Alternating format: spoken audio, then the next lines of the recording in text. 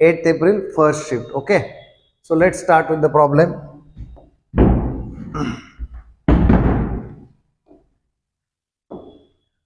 देखो क्या है इस प्रॉब्लम में, an air bubble of diameter 6 mm, an air bubble of diameter 6 mm, diameter 6 mm है तो रेडियस हो गई 3 mm, और mm का कन्वर्शन हम मीटर में करेंगे. Solution of density, density of solution दिया हुआ है at the rate of centimetre पर सेकंड. टर्मिनल वेलोसिटी दी है 0.35 सेंटीमीटर पर सेकंड, यानी 0.35 इंटू 10⁻² मीटर पर सेकंड. ठीक है, 10⁻² मीटर पर सेकंड हो गया terminal velocity. Coefficient of viscosity पूछा है, निग्लेक्ट डेंसिटी ऑफ एयर, तो इसको हम कंसिडर करेंगे 0. अब हमारे पास ये सारी चीजें दी हुई है, क्या क्या है, डेंसिटी दी हुई है सॉल्यूशन की, टर्मिनल वेलोसिटी दिया हुआ है, ईटा दिया हुआ है, डेंसिटी ऑफ एयर 0 कंसिडर करना है. हमें सिर्फ फॉर्मूला लर्न होना चाहिए, eta is equal to 2 into bracket rho minus sigma into GR² upon 9 into terminal velocity. Coefficient of viscosity 2 into density of solution minus density of air, acceleration due to gravity GR² upon 9 V0. यहाँ पे सिर्फ हम value substitute करेंगे, ये तो 0 हो गया, तो ये है 1750, G है 10, R कितना दिया है इसका स्क्वायर करना पड़ेगा, ये 9, और टर्मिनल वेलोसिटी कितनी है 0.35 इंटू 10⁻², ये दिया हुआ है. अगर हम ये कैलकुलेशन कर लेंगे तो हमें आंसर आ जाएगा. क्या आपको बात समझ में आई, क्लियर हो गया? अगर कुछ तकलीफ है तो बोलो, नहीं समझ में आया तो बोलो.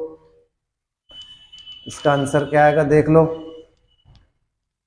क्या आंसर निकालना है, क्या आएगा देखो, ये 35 हो जाएगा, इन दोनों का मल्टीप्लिकेशन, ये 10 है, ये 9 इंटू 10⁻⁻6 हो जाएगा, ये अपॉन 9 है, ये 35 इंटू 10⁻⁻4 हो जाएगा, 9 9 कैंसल, 35 इंटू 100, तो ऊपर देखो ये क्या हो जाएगा 10⁻3, 10⁻⁻3, 10⁻⁻3, नीचे का +4 ऊपर आ जाएगा 10⁻1, दैट इज 10 पास्कल सेकंड. सो तुम्हारा आंसर है 10 पास्कल सेकंड. अच्छी तरह से फॉर्मूला ध्यान में रखना है, coefficient of viscosity 2 into density of solution minus density of air, acceleration due to gravity R², 9 V0, ये 9 है ये. क्लियर? चलो आगे बढ़ते हैं.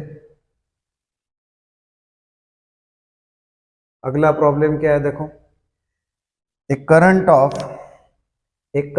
2 ampere flows through a wire of cross section area. ठीक है, एक करंट दिया हुआ है 2 ampere, cross sectional area of wire दिया है 25 मिलीमीटर स्क्वायर. हमेशा ध्यान में रखना है, मिलीमीटर स्क्वायर को अगर मीटर स्क्वायर करना है तो 10⁻⁻6 से मल्टीप्लाई करना है. मिलीमीटर स्क्वायर का मीटर स्क्वायर करते समय -6 से 10⁻⁻6 से मल्टीप्लाई करेंगे. Number of free electrons in a cubic metre, number of free electrons per unit volume 2 into 10⁻28 दिया हुआ है पर मीटर क्यूब, और ड्रिफ्ट वेलोसिटी हमें पूछा है. बिल्कुल सिंपल फॉर्मूला है, I equals to NEA VD, ये हमारा स्टैंडर्ड फॉर्मूला है करंट के लिए और ड्रिफ्ट वेलोसिटी के लिए. तो इससे हम निकालेंगे VD I upon NEA. I कितना है 2 है, N E और एरिया कितना है 25 इंटू 10⁻⁻⁶ ये हुआ एरिया तुम्हारा, बराबर है। यहाँ पे 2 कैंसिल हो जाएगा। अब ये जो 1/1.65 इंटू 10⁻⁻19 है, तो वो 625 इंटू 10⁻18 हो जाएगा। ये 1 बराबर, ये 25 है, 10⁻22 हो जाएगा। 625 इंटू 10⁻16 है ये, upon 25 into 10⁻22, so 25 are, so 25 into 10⁻⁻6, तो यहाँ पे 25 इंटू 10⁻⁻6, तो ये डैश डैश की वैल्यू 25 है। सो ड्रिफ्ट वेलोसिटी हमें मिल जाएगी। देखो एक बार प्रॉब्लम को रीड कर लो, read problem carefully. If you have any problem then ask me. अगर कुछ कमेंट है तो आप कमेंट कर सकते हैं। आपको बराबर दिखाई दे रहा है या नहीं, एक्सप्लेनेशन समझ रहा है या नहीं, अच्छी तरह से फॉर्मूले की क्लियरिटी है या नहीं, आप कमेंट में मुझे भेजिए। अगला प्रॉब्लम देखते हैं। इलेक्ट्रिक इंटेंसिटी से जुड़ा हुआ ये प्रॉब्लम है। An electric dipole of dipole moment दिया है 6 into 10⁻⁻6 coulomb metre, placed in uniform electric field of, intensity दी हुई है।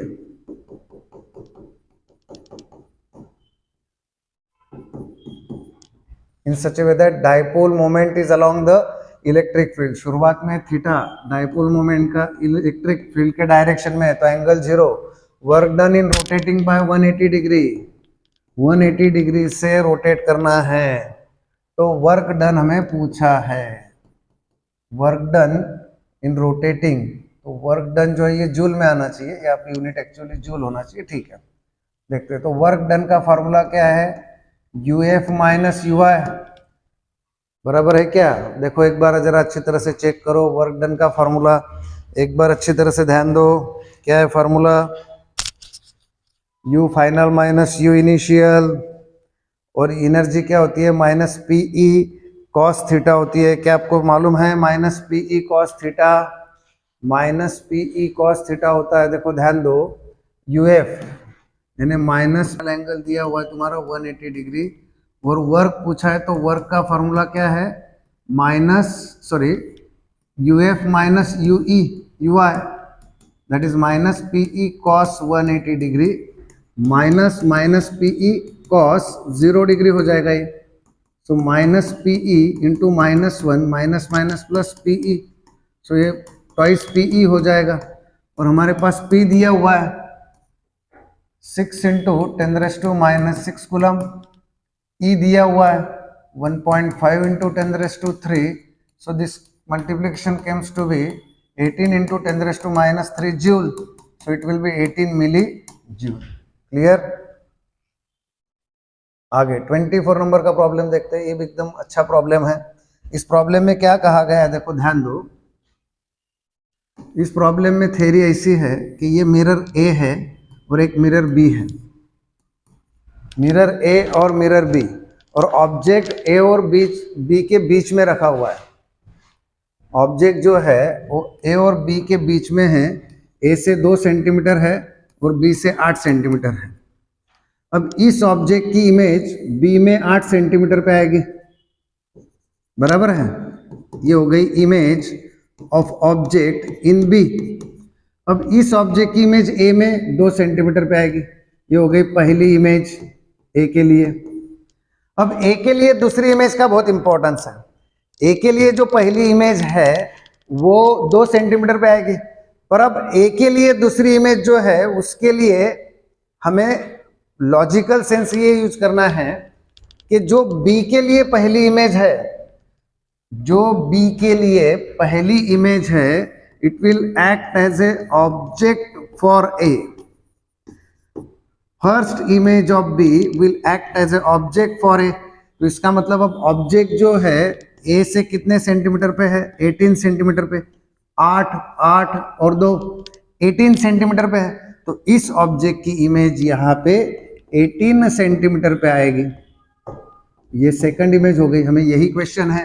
Find the second nearest image behind mirror A from the mirror A. 18 इसका राइट चॉइस है। अगला question देखते हैं। अगला क्वेश्चन क्या है, देखो, an oscillating LC circuit, an oscillating LC circuit consist of 75 milli henry, 75 milli henry का कन्वर्शन हेनरी में करेंगे। कैपेसिटर दिया हुआ है, माइक्रो फैरड का कन्वर्शन फैरड में करेंगे।